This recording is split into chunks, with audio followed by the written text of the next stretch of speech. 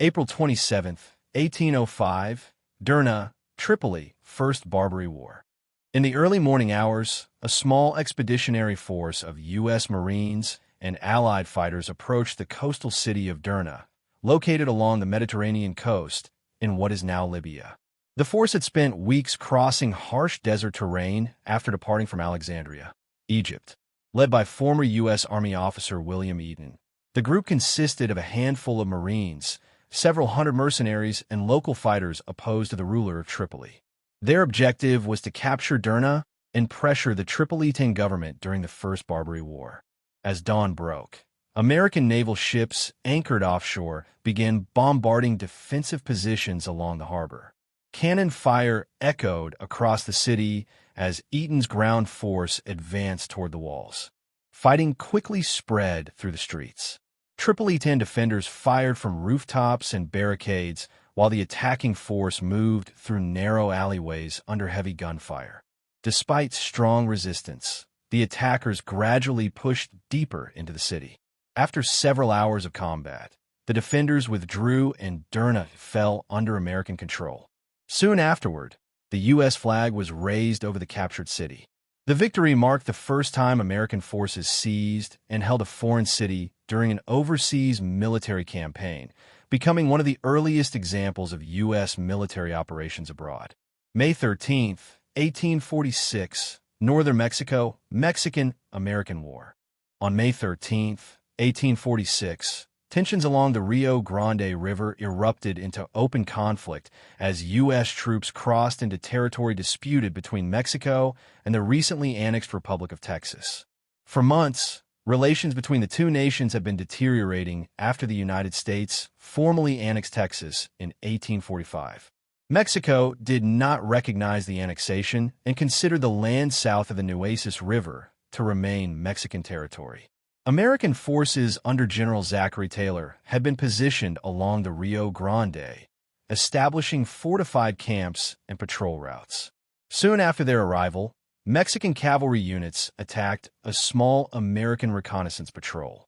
The skirmish resulted in several American casualties and became the immediate trigger for war. Within weeks, large U.S. armies began advancing deeper into northern Mexico. Artillery bombardments and infantry assaults forced the surrender of several towns and defensive positions.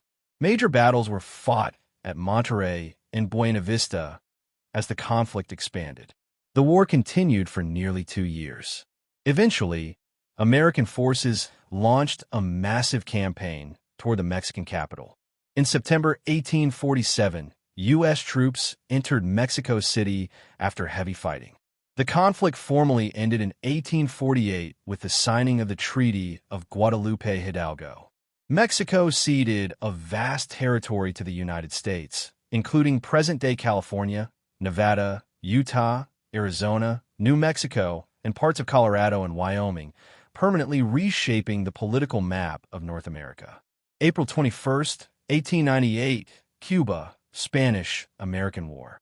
On April 21st, 1898, the United States formally entered into war with Spain following months of rising tension after the explosion of the American battleship USS Maine in Havana Harbor earlier that year.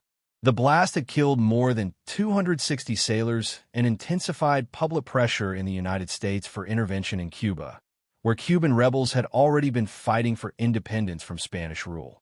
Soon after the declaration of war, American naval forces moved to blockade Cuba's coastline while U.S. troops prepared to land on the island.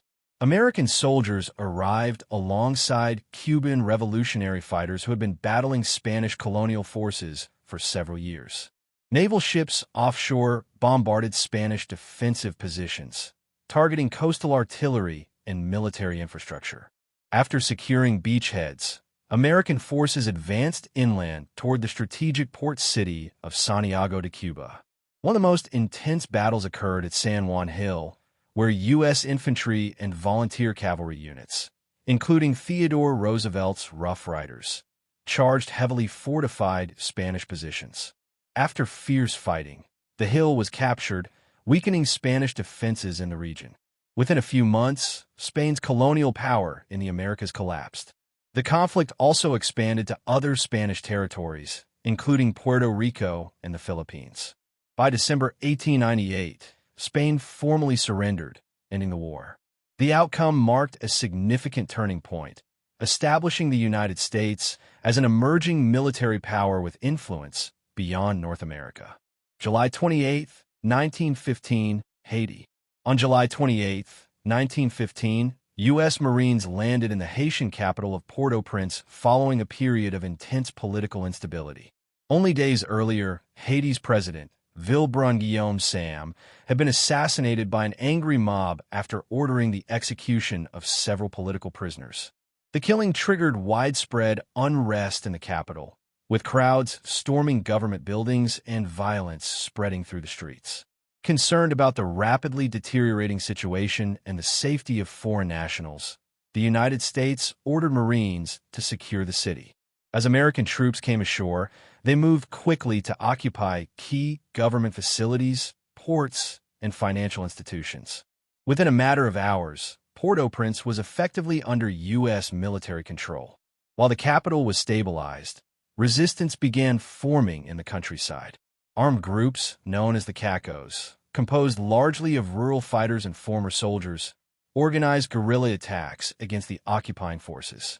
Skirmishes between Marines and Caco rebels continued for several years as the insurgency spread across mountainous regions. The United States maintained a military presence in Haiti for nearly 20 years. During this time, American officials oversaw government finances, supervised infrastructure projects, and reorganized the Haitian military. The long occupation significantly altered Haiti's political and administrative structure and left lasting effects on the country's governance and development. April 17, 1961, Bay of Pigs, Cuba. Before sunrise on April 17, 1961, a brigade of Cuban exiles trained and supported by the United States approached the southern coastline of Cuba. Their target was a remote stretch of swampy shoreline known as the Bay of Pigs. The mission was to land on the island, spark an uprising among Cuban citizens, and ultimately remove Fidel Castro's communist government from power. The operation began in darkness. Ships moved quietly toward the beaches while aircraft launched earlier attacks against Cuban airfields in an attempt to weaken Castro's air force. As the exile fighters came ashore, they began establishing positions along the narrow strip of land. However, the invasion quickly ran into problems. Cuban forces reacted faster than expected, mobilizing troops, tanks, and artillery toward the landing zone. Communications between the invading force and supporting aircraft became unreliable, and planned air support failed to arrive in the numbers needed to maintain control of the battlefield. Within hours, the beaches were surrounded. Cuban soldiers tightened their positions while artillery shells struck the shoreline. After 3 days of fighting, ammunition and supplies ran out. The remaining exile fighters were captured or forced to surrender.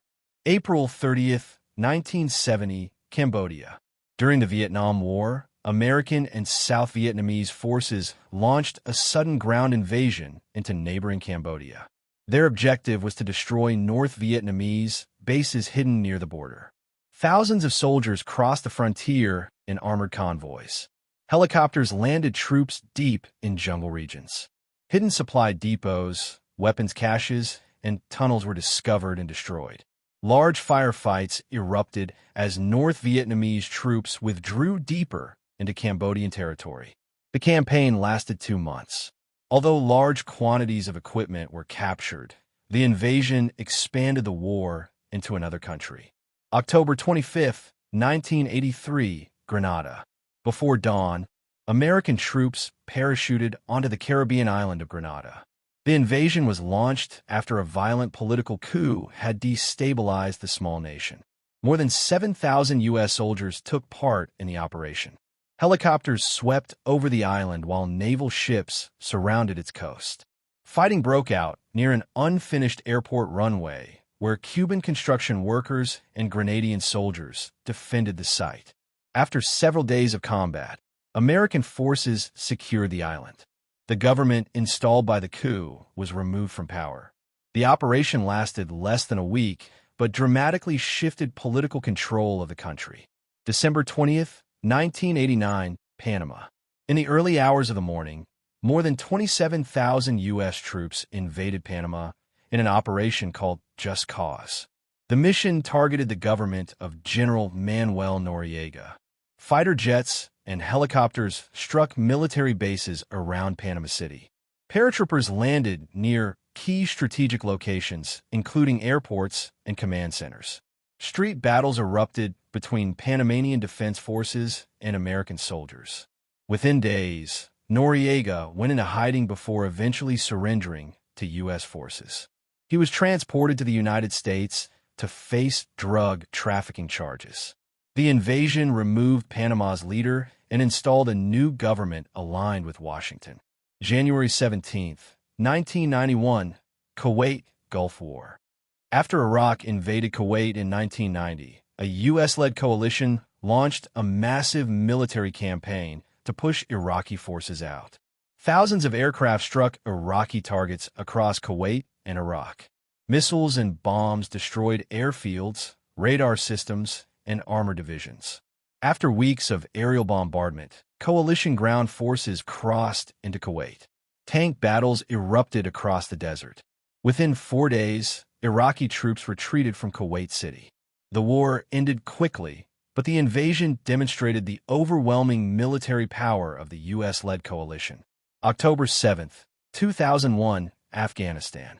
Less than a month after the September 11th attacks, U.S. forces launched an invasion of Afghanistan. Airstrikes began at night. Cruise missiles and bombers targeted Taliban military positions.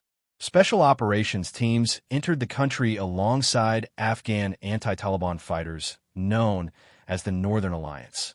Cities began falling rapidly. Within weeks, Taliban forces abandoned the capital, Kabul.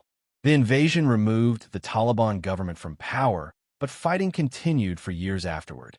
The war in Afghanistan would eventually become the longest conflict in U.S. history. March 20th, 2003, Iraq. U.S. forces launched a large-scale invasion of Iraq aimed at removing Saddam Hussein from power. The campaign began with a series of missile strikes targeting government buildings in Baghdad. Soon after, armor divisions crossed the Kuwaiti border and advanced north.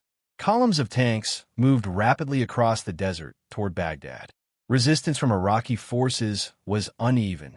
Within 3 weeks, American troops reached the capital. Statues of Saddam Hussein were pulled down as his government collapsed. The invasion removed the Iraqi regime, but the country soon descended into years of insurgency and instability.